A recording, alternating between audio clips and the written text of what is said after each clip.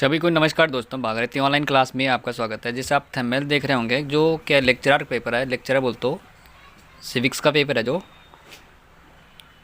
इसमें आपके क्या रहेंगे, जो उत्तराखंड लोक सेवा है, जो आपके क्या है लेक्चरर पेपर है, जो नागरिक शास्त्र पेपर है। इसमें हम जो पेपर कराएंगे आपका, ये आपका टेस्ट सीरीज़ के 7वीं 8वीं सीरीज। अगर इससे पहले आपने टेस्ट सीरीज़ नहीं देखी हुई तो आप डिस्क्रिप्शन जाके उसमें प्ले लिस्ट में जाके उन्हें देख सकते हैं। आज हम जो प्रश्न की जो इसमें समीक्षा करेंगे तो ये आपके लगभग 20 40 50 क्वेश्चन से ऊपर चले जाएंगे। क्यों, हम पूरा इसमें व्याख्या के साथ करेंगे जो प्रश्न है आपके, क्योंकि पूरी व्याख्या करेंगे उनके प्रश्न की, जो इसके आंसर होंगे। और हमारे साथ आप लास्ट तक बने रहें। अगर आप पहली बार चैनल तो चैनल लाइक करें और शेयर करें। जैसे प्रश्न देखे रहेंगे आप, इसमें जो प्रश्न नंबर 1 है आपका कि निम्न में से किस भारतीय संविधान के अनुच्छेद का व्यवहार में कभी क्रियान्वयन नहीं हुआ है। किस में नहीं हुआ, जैसे क्या है इस आपका जो भारतीय संविधान है कि अनुच्छेद में व्यवहार में क्या है, कभी क्रियान्वयन नहीं हुआ। ये अनुच्छेद आपका 60 में है, अनुच्छेद 360, ये अनुच्छेद 352, अनुच्छेद 356। किस में संविधान का जो इसमें क्रियान्वयन नहीं हुआ, कौन सा संविधान संशोधन है इसमें, ये आपका बताऊँ तो इसका जो जिसका भी किसी भी समय इसका जो क्रियान्वयन नहीं हुआ, जो संविधान का संशोधन हुआ था इसमें, ये आपका 360 है। इसके क्या है, भारतीय संविधान में क्या है, भारतीय संविधान के अनुच्छेद में क्या है, इसका व्यवहार का क्या है, अभी तक क्रियान्वयन नहीं हुआ। इसके बात करें जो भारतीय संविधान क्या है आपका 360, कौन सा आपका 360 है, जो तहत किसी क्या ये कब लगता है, जो क्या आपका जो भारतीय संविधान अनुच्छेद 360 है, ये कब लगता है, ये क्या है आपका वित्तीय आफत के बारे में बताता है। क्या है, वित्तीय आफत के बारे में प्रावधान किया गया है इसमें क्या है कि इस अनुच्छेद में तहत क्या कहा जाता है, जो राष्ट्रपति है इसकी आपातकालीन की घोषणा कर सकता है। जो वित्तीय आपातकालीन होती है इसकी जो सिर्फ घोषणा कौन करता है, ये आपके राष्ट्रपति के द्वारा वित्तीय आपात की घोषणा की जा सकती है। और जो वित्तीय आपातकालीन लागू करने की जो मंत्रिमंडल की जो लिखित सलाह किया, इसकी सलाह दी जा सकती है कि जो क्या आपका वित्तीय आपातकालीन है इसे लागू करने या मंत्रिमंडल से लिखित क्या होती है, सलाह आवश्यकता होती है। कि इसमें बात करें हम तो भारत में कभी भी इस अनुच्छेद का क्रियान्वयन नहीं हुआ, क्योंकि जो वित्तीय आपातकालीन है अभी तक भारत में अभी तक वित्तीय आपातकालीन नहीं लगा। ये क्या आपका वित्तीय आपातकालीन जो होता है ये 2 माह से अधिक प्रभावी नहीं होता। जो जब अगर मानवाद का वित्तीय आपातकालीन लगता है, ये सब क्या है आपके 2 माह, ध्यान रखना, ये 2 माह से अधिक 2 माह के तक ही प्रभावी रहता है आपका। अब बात करें प्रश्न नंबर 2 का आपका, प्रश्न नंबर 2 है आपका कि भारत के राष्ट्रपति पर, ध्यान रखना, भारत के राष्ट्रपति पर महाभियोग की प्रक्रिया का वर्णन संविधान के किस अनुच्छेद में किया गया। कौन सा अनुच्छेद है जिसमें क्या है, जो भारत के राष्ट्रपति है उन पे क्या है महाभियोग की प्रक्रिया का वर्णन किया जाता है। ये कौन सा अनुच्छेद है आपका, ये आपका कौन सा है, ये अनुच्छेद है आपका 61 में।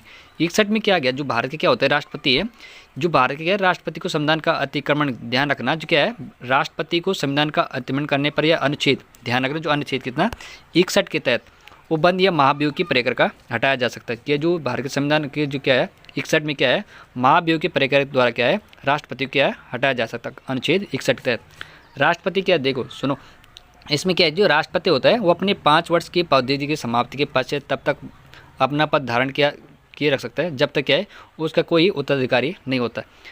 इसके बात करें हम, जो राष्ट्रपति होता है, जब राष्ट्रपति अपना त्याग पत्र देता है, ये किसको देता है, जो राष्ट्रपति होता है अपना त्याग पत्र किसको देता है, ये उपराष्ट्रपति को अपने त्याग पत्र देते हैं। जो उपराष्ट्रपति इसकी सूचना लोकसभा अध्यक्ष को देता है। ठीक है, अब बात करें प्रश्न नंबर 3 के आपके, प्रश्न नंबर 3 है कि स्थानीय प्रशासन को प्राप्त शक्तियाँ होती, जो स्थानीय जो होते हैं आपके जो प्रशासन होते हैं इसको क्या शक्तियाँ प्राप्त हो गई, मौलिक शक्तियाँ हुई या संविधान द्वारा प्रदत्त शक्तियाँ होती है या राज्यों द्वारा प्रदत्त शक्तियाँ होती है, उपयुक्त में से कोई नहीं। कौन सी शक्तियाँ होती, जो क्या होता है आपकी, जो आपकी स्थानीय क्या आपके जो स्थानीय प्रशासन को प्राप्त शक्तियाँ कौन सी हो सकती है, ये आपके ध्यान रखें, जो स्थानीय प्रशासन को प्राप्त शक्तियाँ होती है वो होती है आपकी संविधान द्वारा प्रदत्त शक्तियाँ होती है। कौन सी होती है, संविधान द्वारा प्रदत्त शक्तियाँ होती हैं। अब इसके हम व्याख्या देखें तो इसका हम देखें जो स्थानीय क्या होता है, जो स्थानीय क्या होता है, स्थानीय ध्यान रखना, जो स्थानीय क्या होते हैं प्रशासन को प्राप्त शक्तियाँ होती है संविधान द्वारा प्रदत्त, जो आपका संविधान ध्यान रखना अनुच्छेद 73वें और 74वें संविधान संशोधन द्वारा, ध्यान रखना 73वां और 74वें संशोधन द्वारा विभिन्न अनुच्छेदों द्वारा क्या, जो अनुच्छेद द्वारा विभिन्न शक्तियाँ दी गई है। ठीक है, और इसमें बात करें जो स्थानीय शासन होता है इसका तात्पर्य था कि जो उसी प्रणाली जिस बात करें हम जिसमें क्या होता है निचले स्तर के लोग होते हैं उनके भागीदारी बनाकर जो लोकतांत्रिक होते हैं इसमें क्या होता है केंद्रीकरण की बात सुनिश्चित की जाती है। उसके बाद क्या होता है क्यों जा क्या हुआ ताकि वो लोग क्या होगा अपनी समस्याओं का समाधान या हल करने में सक्षम हो सकते हैं। ठीक है, इसी कहते हैं हम स्थानीय प्रशासन जो शक्तियाँ प्राप्त होती है वो किसको होती है, वो संविधान द्वारा शक्तियाँ प्रदान होती है। ये आपने देखना प्रश्न नंबर जो 3 है इसका जो आंसर है आपका ये बी वाला क्या, जो स्थानीय प्रशासन को जो प्राप्त शक्तियाँ हैं कौन सी, संविधान द्वारा प्रदत्त शक्तियाँ। इसमें बोले तो संविधान प्रशासन का क्या होता है प्राप्त शक्तियाँ जो क्या होता है संविधान द्वारा प्रदान की जाती है। 73वें संविधान संशोधन और 74वें संविधान संशोधन जो क्या है विभिन्न अनुच्छेदों द्वारा क्या होता है विभिन्न शक्तियाँ दी जाती है। जो स्थानीय शासन या तात्पर्य बोल तो शासन जो उस प्रणाली से है जिसमें क्या होता है निचले स्तर या लोगों को भागीदारी बनाकर लोकतांत्रिक बोलो या विकेंद्रीकरण के सुनिश्चित किया जाता है, ताकि क्या है जो निचले लोग या जो अपने क्या हो निचले लोगों की समस्या को हल करने में सक्षम हो। अब बात करें प्रश्न नंबर जो 4 रहेगा आपका। प्रश्न नंबर 4 है आपका कि भारत का राष्ट्रपति जो होता है राज्यसभा में कितने सदस्यों को मनोनीत कर सकते हैं। ये तो आपका ये है जो भारत के राष्ट्रपति जो राज्यसभा में मनोनीत कर सकता है, ये तो आप जानते हैं कि जो 12 सदस्य क्या करते हैं, जो भारत के राष्ट्रपति क्या है राज्यसभा में 12 सदस्यों को मनोनीत करते हैं। अब इसमें देखो जो क्या है राज्यसभा कौन है आपका, राज्यसभा में कुल कितने सदस्य होते हैं, राज्यसभा में कुल कितने 245 सदस्यों की संख्या होती है। कितनी, जो राज्यसभा में कुल कितनी संख्या होती है 240 सदस्यों की संख्या होती है। इसमें क्या होता है 233, ध्यान रखना 233। पहले आपके कितने जो राज्यसभा में कुल सदस्यों की संख्या होती है 245 और जो सदस्यों की कुल संख्या होती है वो कितनी होती थी 233।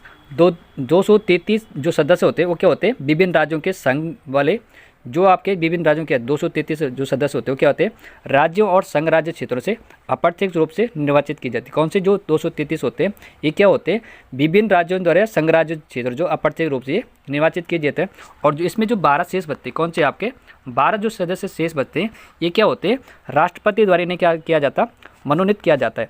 जिनको क्या होता है ये जो 12 सदस्य होते हैं ये किस लिए चुने जाते हैं, कहाँ से चुने जाते हैं, जो आपके जो 12 सदस्य जो राष्ट्रपति द्वारा चुने जाते हैं वो बताओ किन वो आपके क्या है वो किस क्षेत्र से चुने जाते हैं। एक आपका कला हो गया, आपका साहित्य से होते हो गया, साहित्य हो गया, आपका विज्ञान से हो गया, आपका विज्ञान क्षेत्र से हो गया, और समाज सेवा से हो गया, समाज सेवा से हो गया। और जो विशेष जो विशेष ज्ञान अनुभव वाले होते हैं उन्हें क्या होता है 12 सदस्य के राष्ट्रपति द्वारा इन्हें मनोनीत किया जाता है। अब बात करें प्रश्न नंबर 5 की। प्रश्न नंबर 5 रहेगा आपका कि जवाहरलाल नेहरू के उद्देश्य प्रस्ताव को संविधान सभा ने स्वीकृत किया था कब किया था। इसमें कमेंट बताइए जो जवाहरलाल नेहरू है उनके जो उद्देश्य प्रस्ताव को संविधान सभा ने कब स्वीकृत किया था, 26 जनवरी 1947 को या 22 जनवरी 1947 को, 9 दिसंबर 1946 को, 15 अगस्त 1947 को, कब स्वीकृत किया था। जो कि आपका जो जवाहरलाल नेहरू है इन्होंने जो उद्देश्य प्रस्ताव जो संविधान द्वारा स्वीकृत किया गया कब किया था, ये आपका 22 जनवरी 1947। ठीक है, कब किया था जवाहरलाल नेहरू इन्होंने उद्देश्य प्रस्ताव को संविधान द्वारा सभा ने स्वीकृत किया था 22 जनवरी 1947 को। अब बात करें क्या होते हैं 9 दिसंबर, ध्यान रखना कौन सा 9 दिसंबर 1946 क्या होता है 9 दिसंबर 1946 को होता है संविधान सभा की प्रथम बैठक होती है। कब होती है, जो संविधान सभा की प्रथम बैठक होती है वो होती है 9 दिसंबर 1946 को क्या होती है संविधान सभा की प्रथम बैठक होती है। वो कहाँ होती है, नई दिल्ली में होती है। इसके जो अध्यक्षता करते हैं कौन करते हैं, संविधान सभा की जो अध्यक्षता करते हैं ये करते हैं डॉक्टर सच्चिदानंद सिंह। कौन करते हैं, डॉक्टर सच्चिदानंद सिंह की सिन्हा है जो इनकी अध्यक्षता में प्रथम बैठक, ये ध्यान रखना 9 दिसंबर 1946 के होते हैं संविधान सभा की प्रथम बैठक होती है। वो कहाँ होती है, नई दिल्ली में। और जो क्या है आपके डॉक्टर सच्चिदानंद सिंह की अध्यक्षता में होती है। किसकी अध्यक्षता में होती है, डॉक्टर सच्चिदानंद सिंह की अध्यक्षता में ये बैठक होती है। अब बात करें हम 11 दिसंबर 1946 को, 11 दिसंबर 1946 को कितनी 11 दिसंबर 1946 को क्या होता है डॉक्टर राजेंद्र प्रसाद को संविधान सभा का अस्थायी अध्यक्ष बनाया गया था। पहले कौन थे आपके, ध्यान रखना सच्चिदानंद सिंह अध्यक्षता में 11 दिसंबर 1946 को राजेंद्र प्रसाद को संविधान सभा का अध्यक्ष बनाया गया था। और उसके बाद क्या होता है 13 दिसंबर, ध्यान रखना 13 दिसंबर 1946 को क्या होता है 13 दिसंबर 1946 को पंडित जवाहरलाल नेहरू ने संविधान सभा की क्या होती है संविधान सभा में बैठक का उद्देश्य प्रस्ताव पेश किया था। कब गया था 13 दिसंबर 1946 को क्या होता है 13 दिसंबर 1946 को पंडित जवाहरलाल नेहरू ने क्या कहा था, संविधान सभा की बैठक में उद्देश्य प्रस्ताव पेश किया था। और उसमें बात क्या होता है, 22 जनवरी, ध्यान रखना 22 जनवरी 1947 को, 22 जनवरी 1947 को क्या होता है, संविधान सभा ने इस प्रस्ताव को स्वीकृति दी गई थी। कब स्वीकृति दी थी, 22 जनवरी 1947 को, 22 जनवरी 1947 को संविधान सभा ने इस प्रस्ताव को स्वीकृत किया था। ठीक है, अब बात करें प्रश्न नंबर 6 रहेगा आपका। प्रश्न नंबर 6 आपका कि निम्नलिखित में से कौन सा एक महात्मा गांधी को होम रूल संकल्पना जिसकी हिंद स्वराज में रूपरेखा दी गई थी, भाग नहीं है इसमें, कौन सा नहीं है कि आपके क्या है इसमें कि निम्न में से कौन सा एक महात्मा गांधी को होम रूल की जो संकल्पना है जिसके हिंद स्वराज में रूपरेखा दी गई, इसके भाग नहीं है। आत्मनिर्भरता है या संसदीय शासन या सामाजिक सुधार है, ग्राम गणराज्य, आपका कौन सा हो सकता है आपका आंसर, ये आपका क्या है, आपका बी वाला संसदीय शासन। ठीक है, जो आपका क्या महात्मा गांधी तो होम रूल की जो संकल्पना है, रूल की जो संकल्पना जिसकी हिंद स्वराज में क्या है रूपरेखा दी गई थी, इसका भाग नहीं कौन सा, संसदीय शासन। अब इसके जो संसदीय शासन की बात करेंगे हम, जो क्या आपका संसदीय शासन, ये जो संसदीय शासन क्या है आपका, जो संसदीय शासन क्या है, ये क्या था, महात्मा गांधी की होम रूल की संकल्पना की जो जिनकी थी क्या, जिसकी जो हिंद स्वराज में रूपरेखा दी गई थी, किसमें, जो संसदीय शासन महात्मा गांधी को होम रूल की जो संकल्पना दी गई थी, जिसकी क्या थी, हिंद स्वराज, ध्यान रखना हिंद स्वराज, कौन सी, ये आपका ध्यान रखना हिंद स्वराज। ठीक है, कौन सी आपका हिंद स्वराज में रूपरेखा दी गई थी, किसमें दी थी, हिंद स्वरूप आपकी, इसमें क्या है रूपरेखा दी गई थी और भाग नहीं था इसका, कौन सा, इसका भाग नहीं थे। हिंद स्वराज की रचना कौन करते हैं, जो ये आपकी हिंद स्वराज, कौन सी, हिंद स्वराज की रचना महात्मा गांधी ने कब की थी, 1909 में, ध्यान रखना 1909 में हिंद स्वराज की रचना कौन करते हैं, महात्मा गांधी कब करते हैं, 1909 में। वो कहाँ करते हैं, इंग्लैंड में, कहाँ करते, इंग्लैंड से दक्षिण अफ्रीका यात्रा के दौरान अपनी पानी के जहाज में लिखा था उन्होंने, यहाँ गुजराती भाषा में लिखी थी। ध्यान, इस पर प्रश्न आपके 3-4 क्वेश्चन बन सकते हैं आपके कि जो क्या आपका संसदीय शासन महात्मा गांधी की होम रूल की जो संकल्पना थी जिसकी हिंद स्वराज में रूपरेखा दी गई थी, किसमें दी थी, हिंद स्वराज में इसकी क्या है रूपरेखा दी गई थी और इसका भाग नहीं था, कौन सा, ये वाला हिंद स्वराज वाला।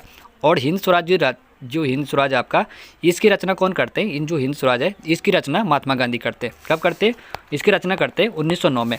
1909 में कहाँ करते हैं, इंग्लैंड से और दक्षिण अफ्रीका, कौन से, इंग्लैंड से और दक्षिण अफ्रीका की यात्रा के दौरान कहाँ करते, महात्मा गांधी जहाज में इस पुस्तक का गुजराती भाषा में इसका लिखते हैं। अब बात करते हैं प्रश्न नंबर 7 करेगा आपका। प्रश्न नंबर 7 है आपका कि निम्न से सकारात्मक स्वतंत्रता का प्रतिपादन किया था, किसने किया था, जो सकारात्मक स्वतंत्रता है ये किसने प्रतिपादन किया था, मार्क्स, टी.एच. ग्रीन ने, बेंथम, जेस मिल ने, कौन करता है, जो सकारात्मक क्या होता है आपका सकारात्मक स्वतंत्रता होती है, ये कौन प्रतिपादक है इसके, मार्क्स है, बेंथम है, टी.एच. ग्रीन है, कौन हो सकता है गाइस आपका, जो आपके क्या है सकारात्मक स्वतंत्रता का प्रतिपादन, जो सकारात्मक स्वतंत्रता का प्रतिपादन करते हैं ये करते हैं टी.एच. ग्रीन। इसके ये आपके क्या है आपका ऊपर नीचे है, ए बी सी डी क्या है थोड़ा ऊपर और नीचे होगा, इसके जो आंसर आपका कौन सा है, ये टी.एच. ग्रीन है आपका। ठीक है, जो सकारात्मक स्वतंत्रता का प्रतिपादन करते हैं कौन करते हैं, ये करते हैं टी.एच. ग्रीन। अब इसके थोड़ा व्याख्या देखें, सकारात्मक जो आपके क्या है स्वतंत्रता और सकारात्मक पक्ष का जो समर्थन करते हैं ये कौन करते हैं, ये टी.एच. ग्रीन करते हैं। टी.एच. ग्रीन तथा वंश ने किया था, जो क्या आपका स्वतंत्रता को सकारात्मक जो पक्ष का समर्थन करते हैं, एक ध्यान रखना आप, एक टी.एच. ग्रीन है, ये टी.एच. ग्रीन तथा वंश के थे, कौन से, वंश के, ठीक है, वंश के ने इसका समर्थन किया था। और ग्रीन के अनुसार कहा जाता है जो स्वतंत्र ना तो केवल हस्तक्षेप का अभाव है, ग्रीन क्या कहते हैं, जो ग्रीन है, ग्रीन कहते हैं कि जो स्वतंत्रता होती है ना तो केवल हस्तक्षेप का अभाव मात्र है और ना ही मनमानी करने का छूट है। जो क्या कहते हैं ग्रीन है, ये कहते हैं जो स्वतंत्रता होती है ना तो क्या है हस्तक्षेप का अभाव है और ना ही मनमानी का करने का छूट है, बल्कि क्या हो सकता है जो व्यक्तिवादी होते हैं, व्यक्तिवादियों की नकारात्मक स्वतंत्रता के स्थान पर सकारात्मक स्वतंत्रता का भी प्रतिपादन करते हैं। ग्रीन कहते हैं जो व्यक्तिवादी होते हैं उन्हें क्या होना चाहिए, जो नकारात्मक स्वतंत्रता के स्थान पर उन्हें क्या होना चाहिए, सकारात्मक स्वतंत्रता का प्रतिपादन करना चाहिए, कहना था ग्रीन का। आगे क्या है, जो व्यक्तिवाद होते हैं, व्यक्तिवाद की जो स्वतंत्रता है और जो क्या है, राज्य के कार्य में जो क्या होता है, परस्पर जो कोई विरोध नहीं होता है, उसे कहते हैं राज्य। व्यक्ति क्या होता है, स्वतंत्रता क्या होता है, जो राज्य होता है, जो राज्य क्या होता है, जो राज्य होता है वो व्यक्ति की क्या होता है, स्वतंत्रता का शोषक नहीं होता है, वह क्या होता है, पोषक होता है। क्या होता है, राज्य राज्य क्या होता है, व्यक्ति की स्वतंत्रता का शोषक नहीं बल्कि क्या होता है, पोषक होता है। अब बात करें प्रश्न नंबर 8 का, आपका जो प्रश्न नंबर 8 है आपका, अनुपातिक समानता के सिद्धांत का प्रतिपादन किसने किया था? कौन था गाइस? जो अनुपातिक क्या होता है आपका, अनुपातिक समानता के सिद्धांत का प्रतिपादन किसने किया था? अरस्तु, रूसो, लॉक, रॉल्स ने किसने किया था? जो आपका अनुपातिक समानता के सिद्धांत का प्रतिपादक है, ये कौन थे आपके? ये अरस्तु। ध्यान रखना आप, जो अनुपातिक क्या था आपका, अनुपातिक समानता का जो प्रतिपादन है प्रतिपादक आपके, ये कौन है आपके? ये आपके अरस्तु है। हम बात करें तो अनुपातिक समानता के सिद्धांत को जो प्रतिपादन है, ये कौन है आपके? अरस्तु है। उनके अनुसार न्याय से तात्पर्य है कि समान लोगों के समान साथ बर्ताव किया जाए। क्या कहता है जो अरस्तु है, अरस्तु का कहना था कि जो अनुपातिक समानता है वो सिद्धांत देते हैं कि उसका जो प्रतिपादक ये अरस्तु है आपका, उनके अनुसार कहा जाता है जो न्याय होता है, न्याय का तात्पर्य है कि जो समान लोगों के साथ क्या होता है, समान लोगों के साथ समान बर्ताव किया जाना, असमान लोगों के साथ असमान बर्ताव किया जाना था। ये कहना था अरस्तु का कि जो अनुपातिक समानता होती है वो सिद्धांत प्रतिपादक करते हैं और आपके अरस्तु, और उनके अनुसार कहा जाता है जो न्याय होता है उसका समान लोगों के साथ समान बर्ताव करने जैन से, जो असमान लोग हो उनके साथ क्या होना, असमान बर्ताव किया जाना था। ये अरस्तु का कहना था। अब बात करें प्रश्न नंबर 9 की, आपका 9 रहेगा आपका प्रश्न नंबर 8, कौन सा था आपका? 8, ये 9 रहेगा आपका, ये क्योंकि डबल हो रखा, ये प्रश्न कुछ ऊपर नीचे हो रखे।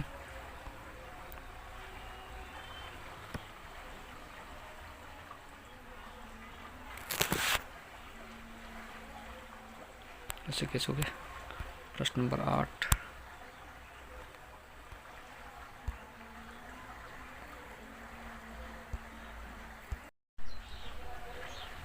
प्रश्न नंबर का कौन से? ये 8 नहीं 9 रहेगा क्योंकि ऊपर नीचे हो गए प्रश्न थोड़ा आपके। ये आप देखो, आप ये क्या था आपका, गुट निरपेक्ष शब्द का निर्माण किसने किया था? इसमें हम थोड़ा सा डिटेल से देखेंगे। जो गुट निरपेक्ष होता है इस शब्द का निर्माण किसने किया था?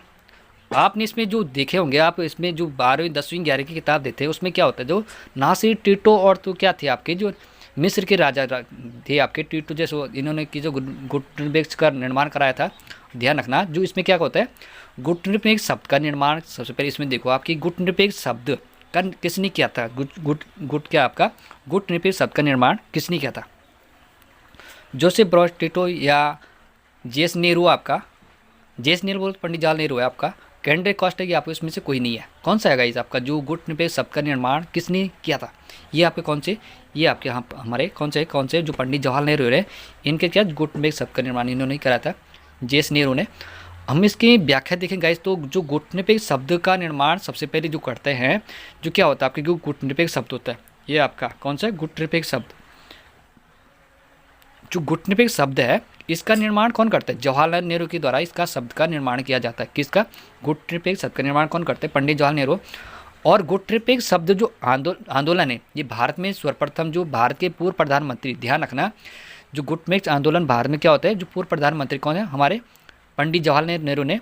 और मिस्र के, ध्यान मैंने इससे पहले बताया था आपको, जो मिस्र के पूर्व राष्ट्रपति, मिस्र के जो राष्ट्रपति है उनका नाम क्या था? उनका नाम था गमल अब्दुल, कौन था? गमल अब्दुल नासर,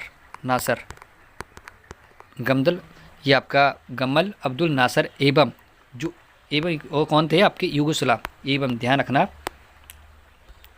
एवं कौन थे आपके? ये आपके कौन थे? ये दूसरे थे आपके यूगोस्लाविया के राष्ट्रपति। जो यूगोस्लाविया के राष्ट्रपति कौन थे? ये थे आपके जोसेफ टिटो द्वारा किया गया था। इसकी स्थापना, जो गुट निरपेक्ष होता है इसकी इसकी स्थापना होती है वो होती है गाइस, कब होती है? 1961 में। इसमें ध्यान रखना कि जो गुट निरपेक्ष शब्द का निर्माण ये कौन, जो 3 सदस्य थे जिसका निर्माण करने कौन है? पंडित जवाहरलाल नेहरू, नासिर और टिटो। शॉर्ट में ही है, सबसे पहले आपका पंडित जवाहरलाल नेहरू, और जो आपके मिस्र के जो राष्ट्रपति है वो राष्ट्रपति उनके गमल अब्दुल नासर, और जो यूगोस्लाविया के जो राष्ट्रपति जोसेफ टिटो, ठीक है, ये इसका जो शब्द का रूप में शब्द का निर्माण करते हैं। और इसकी जो स्थापना होती है गुटनिरपेक्ष शब्द की जो क्या होती है स्थापना गुटनिरपेक्ष शब्द है, जो गुटनिरपेक्ष है आपका, इसका निर्माण कब होता है, इसकी स्थापना होती है 1961 में। अब बात करें प्रश्न नंबर आपका ये 14 रखा, क्योंकि 8 है यहाँ पे, ऊपर नीचे प्रश्न होगा आपके 9 10 में आपका 10 नंबर रहेगा, क्योंकि ये ऊपर नीचे प्रश्न कैसे हो गए PDF में। प्रश्न नंबर ये आपको 10 है कि इसमें है कि भारत में मौलिक अधिकारों से संपत्ति अधिकार किस संवैधानिक संशोधन के द्वारा हटाया गया था। ये तो आपको नॉर्मली क्वेश्चन है कि जो भारतीय जो मौलिक अधिकार को संपत्ति के अधिकार को किस संविधान संशोधन द्वारा हटाया गया। ये आपको नॉर्मली क्वेश्चन है, क्योंकि 44वें संविधान संशोधन हुआ था। ये ध्यान रखना, जो क्या आपका जो भारत में मौलिक अधिकार को जो संपत्ति के अधिकार को संवैधानिक संशोधन द्वारा हटाया गया था, ये आपका कौन सा 44वें संविधान संशोधन है। इसमें क्या होता है 1978, ध्यान रखना आप 1978 में क्या होता है 1978 द्वारा संपत्ति के मूल अधिकार को श्रेणी से निकालकर इसे कौन सा श्रेणी में रखा गया, जो कि आपका 44वें संविधान संशोधन है आपका 1978। कब 1978 1978 में संपत्ति के अधिकार को जो संपत्ति का अधिकार आपका इसको क्या है अधिकार को श्रेणी से इसे निकालकर कौन सा अनुच्छेद में रखा गया है, ये ध्यान रखना। इसका आर्टिकल कौन सा अनुच्छेद कौन सा 300 का ध्यान रखना। 300 का के तहत से क्या करा गया है कि कानूनी अधिकार की श्रेणी में से स्थापित कर दिया गया। जो आप क्या था 44वें संविधान संशोधन के द्वारा संपत्ति का अधिकार था जो आपका, इसमें क्या आपका 44वें संविधान संशोधन हुआ था 1978 में हुआ था आपका, जो संपत्ति के मूल अधिकार को क्या आएगा निकाल के क्या गया अनुच्छेद जो आर्टिकल का आपका 300 का के तहत 300 का के तहत है कौन सा 300 का के तहत क्या है इसे क्या है कानूनी अधिकार जो श्रेणी में इसे स्थापित कर दिया गया। अब प्रश्न नंबर हम 15 में आएंगे आपके। गैस अगर को आप हमारे चैनल में पहली बार तो चैनल को लाइक करें, शेयर करें, सब्सक्राइब कर दें। चलो हम बात करें प्रश्न नंबर ये 11 नंबर है, क्योंकि इसमें PDF थोड़ा ऊपर नीचे और प्रश्न पर समझ में नहीं आ रहा मेरा। जो प्रश्न नंबर आपका 11 वाला है आपके कि निम्न से कौन सा एक राज्य नीति निर्देशक तत्व में शामिल नहीं है। काम का अधिकार, लोक स्वास्थ्य एवं सुधार सुनिश्चित करना या गोवध निषेध, महिला सशक्तिकरण सुनिश्चित करना, कौन सा हो सकता है गाइस। जिसमें क्या है निम्न में से कौन सा एक राज्य के नीति निर्देशक तत्व में शामिल नहीं, कौन सा नहीं हो सकता इसमें। जो राज्य के नीति निर्देशक तत्व में जो शामिल नहीं हो सकता है आपका, ये आपका कौन सा है महिला सशक्तिकरण सुनिश्चित करना है। क्या है महिला सशक्तिकरण सुनिश्चित करना, ये आपका आंसर है। जो आपका 15 वाला जिसमें 15 दिख रहा है परंतु 10 नंबर है आपका 10-11 नंबर, इसका जो आंसर आपका D वाला है। ठीक है D वाला तो जो महिला सशक्तिकरण की इसमें व्याख्या देखें हम तो जो महिला सशक्तिकरण है आपका इसमें सुनिश्चित करना था कि राज्य की नीति निर्देशक तत्व में शामिल नहीं है। कौन सा महिला सशक्तिकरण सुनिश्चित करता है कि राज्य की नीति निर्देशक तत्व में शामिल नहीं है। इसमें अनुच्छेद ध्यान रखना जो अनुच्छेद कितना 41 अनुच्छेद 41 में इसमें क्या है कि काम ध्यान रखना काम और शिक्षा काम शिक्षा एवं लोक सहायता, कौन सा काम शिक्षा लोक सहायता पाने का अधिकार प्रावधान है। उसमें अनुच्छेद 41 में काम का शिक्षा तथा लोक सहायता प्राप्त करने का प्रावधान है। जबकि जो 48 में आपका जो 48 में है आपका पशुपालन के संदर्भ में विशिष्टता गायों और बछड़ों एवं दुधारू पशु होते हैं, उसमें क्या होता है वाहक जो पशुओं का नस्लों का संबंध परीक्षण और सुधार के लिए इसके पक्ष का जो प्रसिद्ध होता है इसके प्रावधान किया गया। इसमें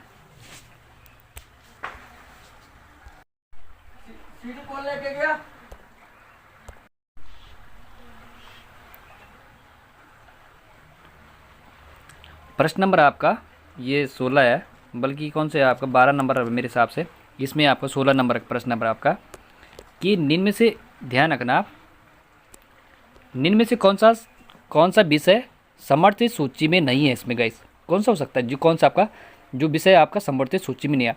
फौजदारी कानून, विवाह तथा विवाह विच्छेद आपका, सार्वजनिक व्यवस्था, ये आर्थिक सामाजिक नियोजन, कौन सा गाइस जो क्या आपका विषय जो समर्थित सूची में विषय में नहीं है। इसमें ये आपका सार्वजनिक व्यवस्था ये आपका समर्थित सूची में नहीं है आपका। इसकी हम व्याख्या देखें तो जो सार्वजनिक व्यवस्था की बात करते हैं इसमें क्या होता है जो भारत में मूल संविधान ध्यान रखना भारत के मूल संविधान में कुल 8 अनुसूची थी। जब भारत का संविधान जब मूल संविधान बना था उस टाइम अनुसूची थी भारत में ये 8 अनुसूची थी।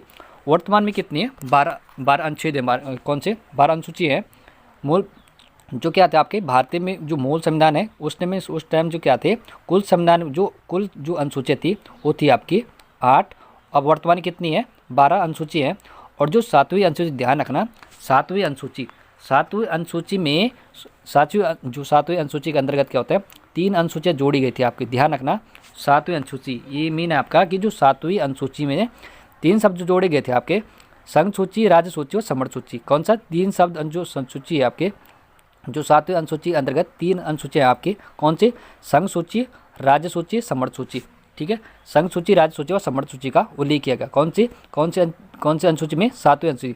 7वीं अनुसूची में 3 जो अनुसूची आपकी, संघ सूची, राज्य सूची और समर्थ सूची का उल्लेख किया।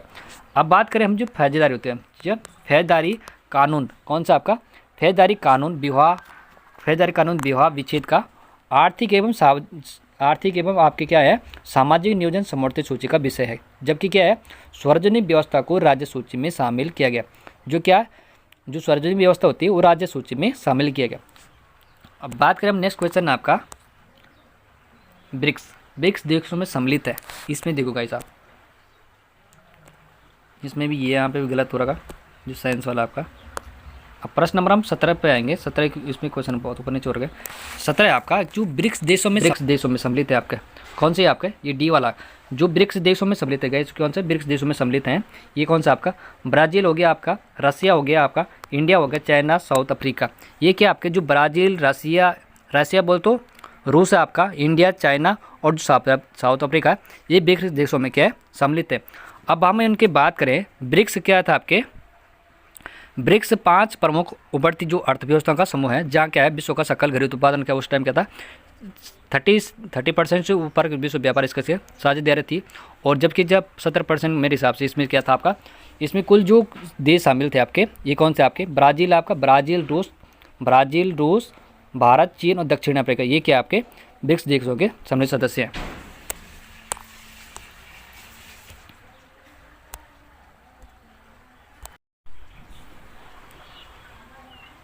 अब जो प्रश्न नंबर 18 वाला है कि इनमें से कौन सा कथन भारतीय संविधान के बारे में सही है, कौन सा गाइस, जो भारतीय जो क्या आपका, जो इनमें से भारतीय संविधान में सही है, या एक मौलिक संविधान है, या विकास का परिणाम, या उभरता झोला है, या एक अनोखा संविधान है। कौन सा हो सकता है गाइस इसमें, जो क्या आपका भारतीय संविधान का बारे में सही है, जो सही है, कौन सा आपका, जो ये सी वाला आपका क्या है, या एक उधार का झोला है, क्या है, या एक उधार का झोला है, जो भारतीय संविधान का जो बारे में सही है, या क्या एक उधार का झोला है।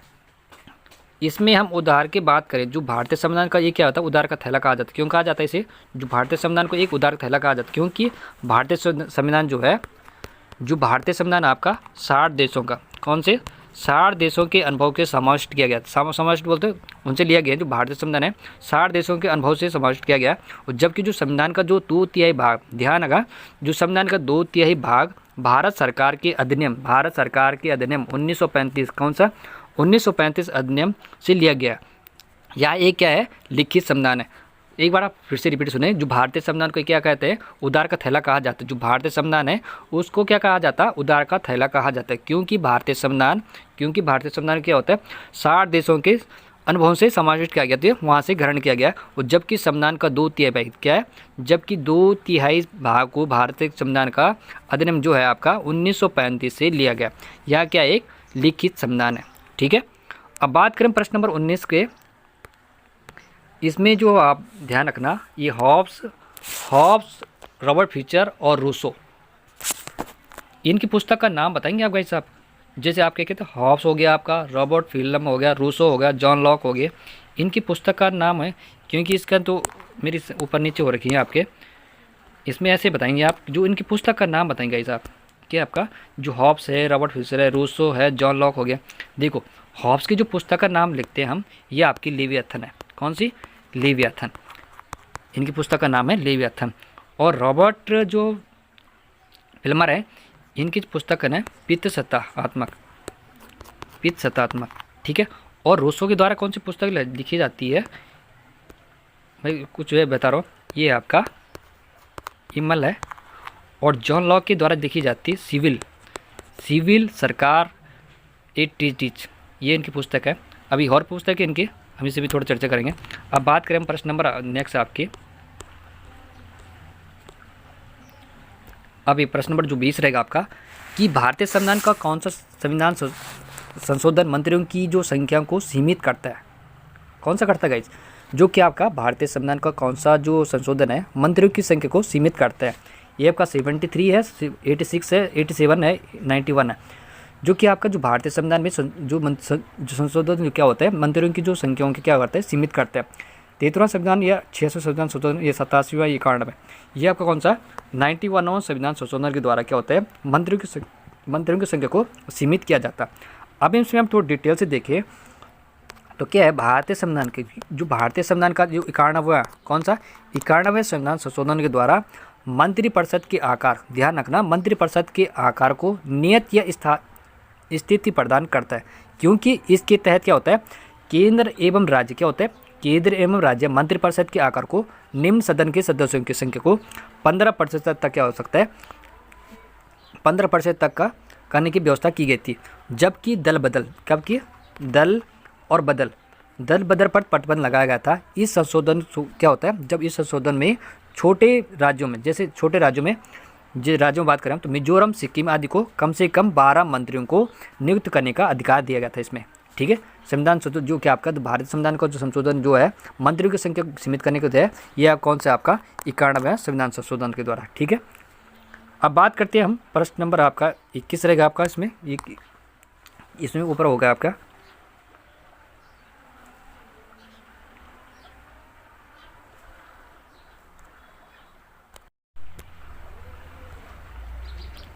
प्रश्न नंबर 21 है आपकी कि भारतीय संविधान की 10वीं अनुसूची का संबंध है किससे हो सकता है? जो भारतीय संविधान की 10वीं अनुसूची का संबंध हो सकता है दल परिवर्तन नियत प्रावधान या अनुसूचित जनजाति से संबंधित है, या भारत के राज्यों के नाम से है, या उपयुक्त में से कोई नहीं। इसमें 21 वाला ये क्या है जो भारतीय संविधान की 10वीं अनुसूची में संबंध में, ये क्या आपका इसमें दल परिवर्तन नियत का प्रावधान किया गया।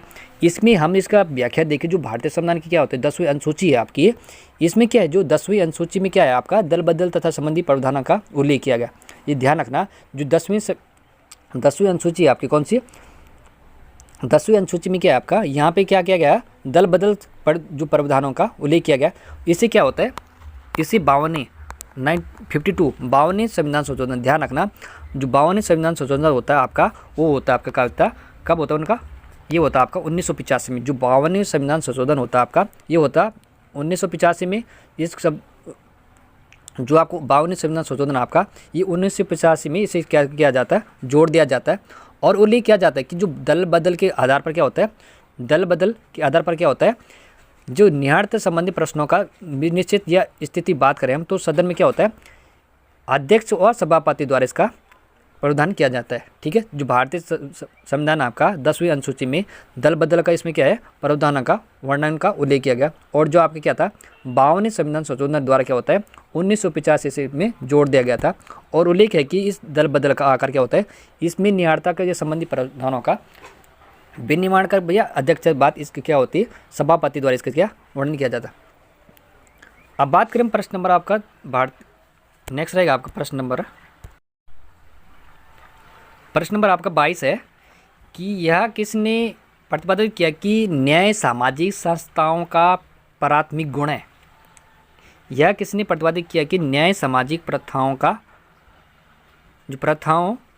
का प्रमाणिक जो प्राथमिक गुण है, किसने कहा था गाइज? जॉन रॉल्स या हिगेल, मार्क्स, चार्ल्स टेलर ने कि जो क्या होता है न्याय होता है वो सामाजिक संस्थाओं का प्राथमिक गुण है। ये किसने कहा था? ये कहा था जॉन रॉल्स ने। किसने? जॉन रॉल्स ने कहा था सामाजिक संस्थाओं का प्राथमिक गुण है। अब इसकी में हम थोड़ा बात करें तो जो जॉन रॉल्स हैं इन्होंने प्रतिपादित किया कि जो न्याय होता है वो सामाजिक संस्थाओं का प्राथमिक गुण है। जो क्या होता है जॉन रॉल्स है ये कहते हैं न्याय सामाजिक संस्थाओं का प्राथमिक गुण है। जो न्याय की अवधारणा अत्यंत प्राचीन एवं जटिल अवधारणा है। न्याय का संबंध होता है कि जो न्याय का संबंध होता है वो क्या होता है धर्म होता है। क्या होता है वो क्या होता है धर्म होता है वो क्या होता है धर्म, नैतिकता के कानून का और अर्थशास्त्र के सभी से होता है इसका।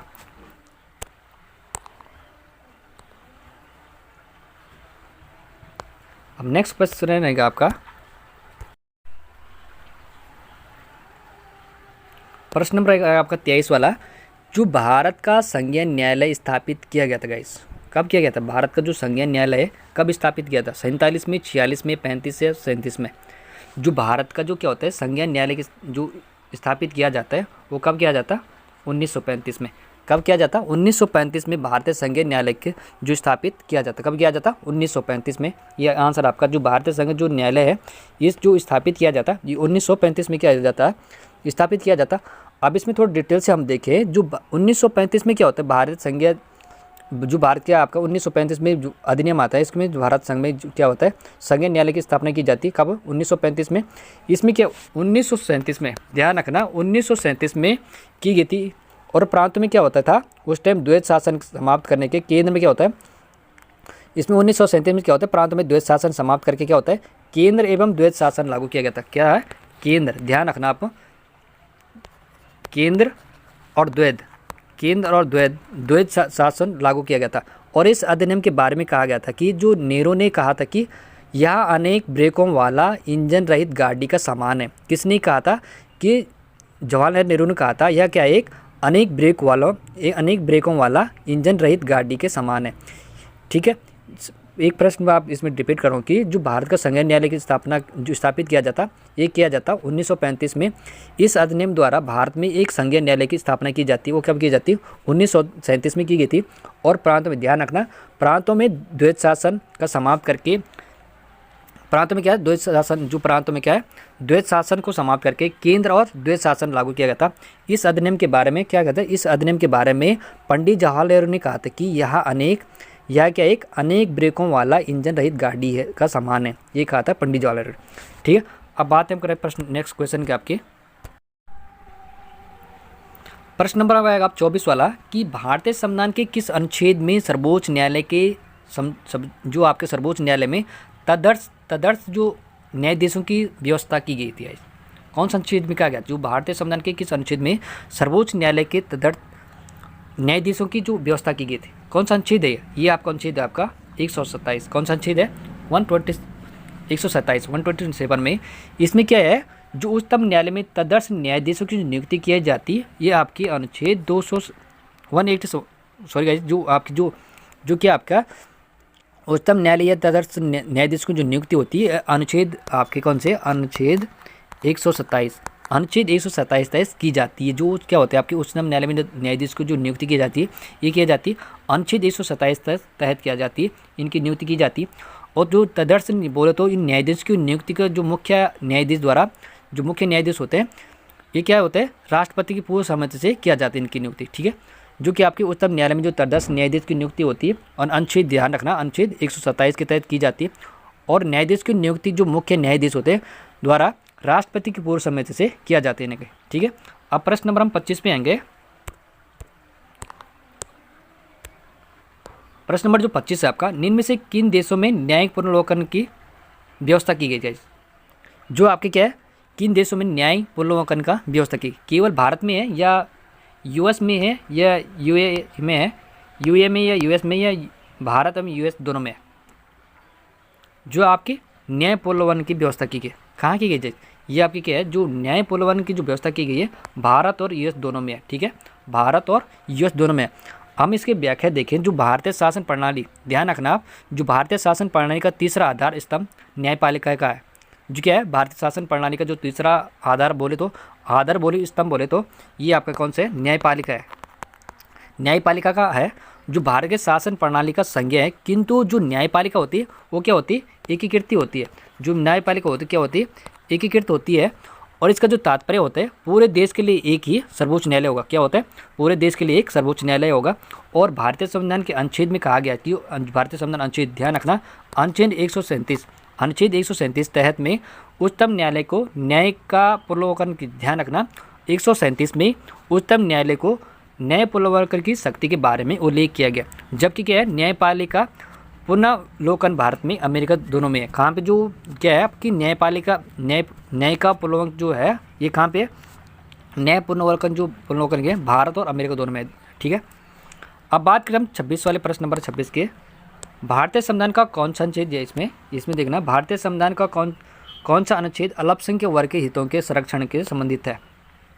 कौन सा गाइस, जो आपके भारतीय संविधान का कौन सा अनुच्छेद है जो अल्पसंख्यक वर्ग के हितों के संरक्षण से संबंधित है? आपका अनुच्छेद 17 है, 19 है, 30 है, 31 है, कौन सा है आपका? ये आपका कौन सा है?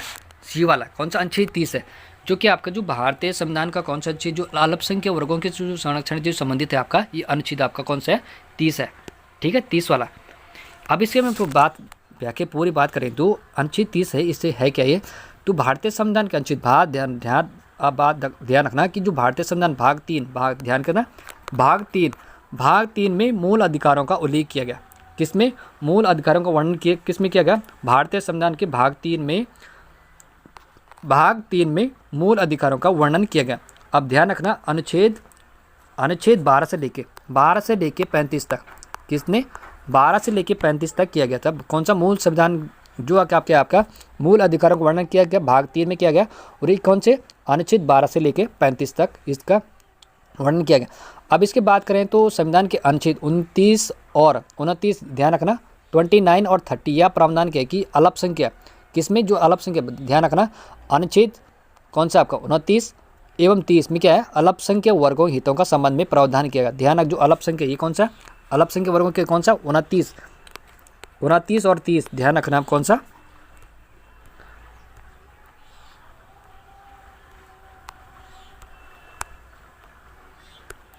ये कौन सा? 29 आपका, 29 और 30, 29 और 30 क्या है? 29 और 30 अल्पसंख्यक वर्गों के हितों का प्रावधान क्या संबंध में प्रावधान है।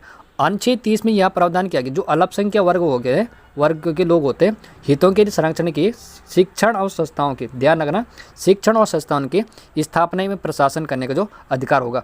और अनुच्छेद 17 ध्यान रख, जो अनुच्छेद 17 है इसमें क्या कहेगा? जो अनुच्छेद 17 वाला, अनुच्छेद 17 में अस्पष्टता का अंत संबंध में प्रावधान किया गया। और 19 वाला क्या था आपका? जो 19 वाला, ये आपका 19 में क्या है? स्वतंत्रता संबंधी अधिकार के प्रावधान का बात की गई। और अनुच्छेद जो 31 है आपका 31, अनुच्छेद 31 में क्या है? इसमें संपत्ति के अधिकार के संबंध में प्रावधान किया गया। तो जो आपका कौन सा अनुच्छेद जो 31 आपका, इसमें क्या था? जो संपत्ति के अधिकार का प्रावधान किया गया था। और इसे क्या किया था? जो 44वां, ध्यान रखना, जो 44वें संविधान संशोधन होता है आपका, ये 1978 में हटा दिया गया था। इसका कौन सा आपका? 31 संविधान के जो अधिकार था आपका, इसमें प्रावधान किया गया था। इसमें क्या है? 31 में जो संविधान आपकी संपत्ति के अधिकार को संबंध में प्रावधान किया था। बाद में क्या होता? इसमें 44वें संविधान संशोधन होता है 1978 में, इसे हटा दिया गया था संपत्ति अधिकार को। अब बात करें, नेक्स्ट क्वेश्चन है आपके,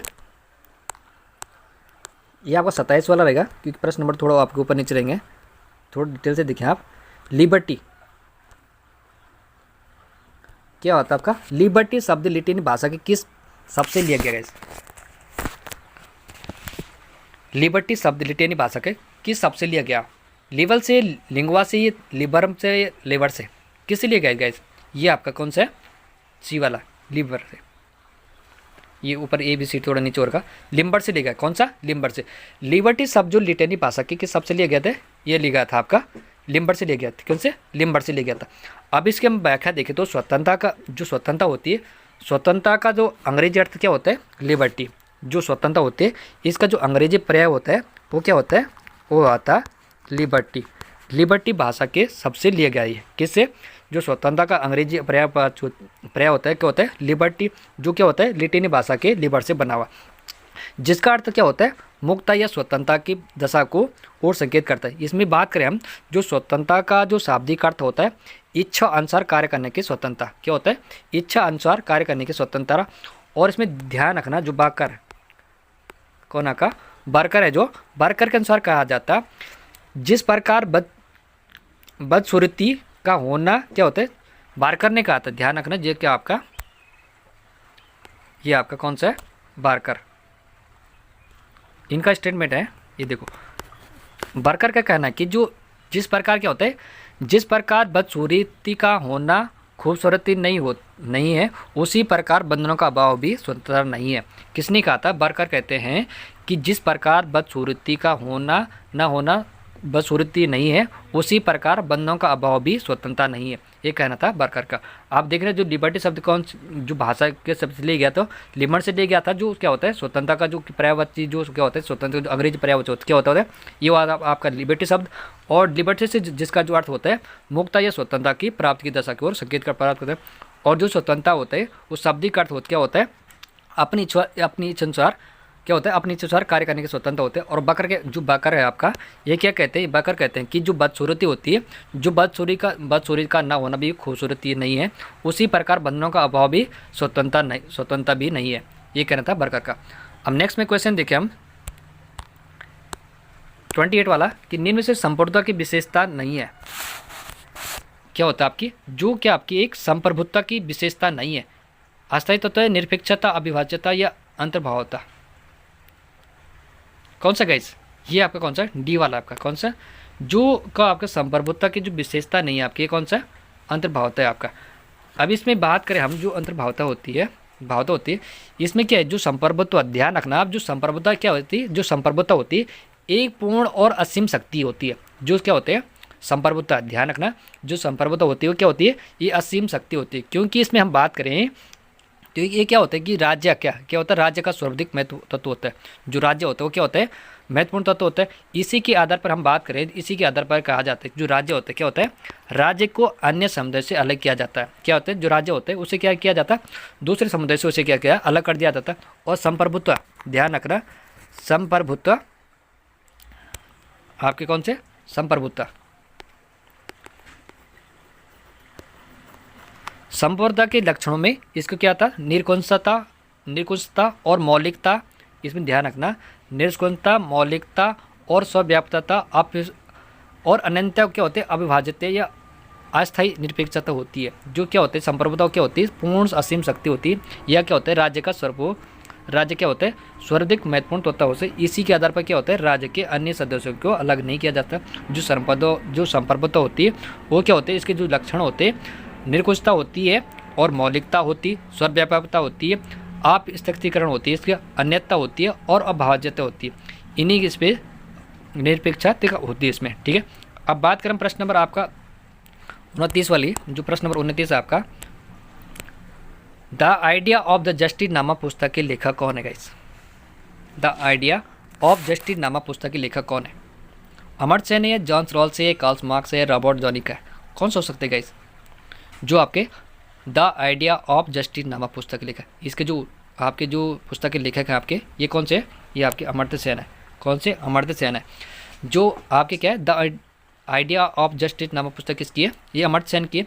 अब इसकी थोड़ा व्याख्या देखें तो इसमें क्या होता है, द आइडिया ऑफ जो जस्टिस नामा पुस्तक होती है ये कब क्या होती है 2009 में। ध्यान रखना 2009 में इसमें में अमर्त्य सेन ने लिखा थे। जो the idea of the justice नामा पुस्तक कौन लिखते हैं 2009 में, इस अमर्त्य सेन ने लिखा था। जबकि ये थ्योरी, ये ध्यान रखना, a theory of justice, a theory of justice, ध्यान, a theory of justice, a theory justice को जॉन रॉल्स ने लिखा था। कौन सी, ए थ्योरी ऑफ जस्टिस किसने लिखा, जॉन रॉल्स लिखा था। वो अमर्त्य सेन क्या थे, जो अमर्त्य सेन थे ये अर्थशास्त्री थे। इन्होंने क्या होता है जो आपके अमर्त्य सेन है ये अर्थशास्त्री थे। इन्हें क्या होता है 1998 में अर्थशास्त्र के नोबेल पुरस्कार से सम्मानित किया जाता है। किसे, अमर्त्य सेन को। द आइडिया ऑफ जस्टिस नामा पुस्तक किसकी है, अमर्त्य सेन को। ये अर्थशास्त्री है और इन्हें क्या होता है 1998 में अर्थशास्त्र के नोबेल क्षेत्र में इन्हें पुरस्कार दिया जाता है। इससे पहले मैंने जो अमर्त्य सेन है इनकी जो थ्योरी पुस्तक, ये थ्योरी ऑफ जस्टिस को भी, ये थ्योरी ध्यान रखना, ये थ्योरी ऑफ जस्टिस किसके लिखे, जॉन रॉल्स की लिखी थी। ठीक है, अब बात करें प्रश्न नंबर आपका नेक्स्ट रहेगा आपका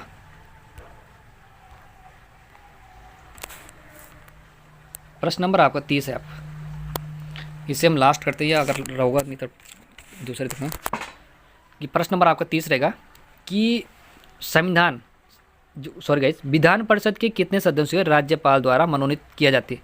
क्या होते हैं जो विधान परिषद होते हैं इसमें कितने सदस्य राज्यपाल द्वारा मनोनीत किया जाता है, कितने सदस्यों को गाइस जो क्या होते हैं मनोनीत किया जाता है राज्यपाल द्वारा। जो विधान परिषद होते हैं इसमें कितने सदस्यों को राज्यपाल द्वारा मनोनीत किया जाता है।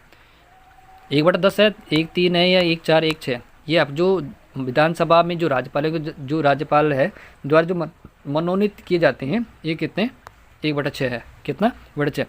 अभी इस पर थोड़ा डिटेल से देखें हम।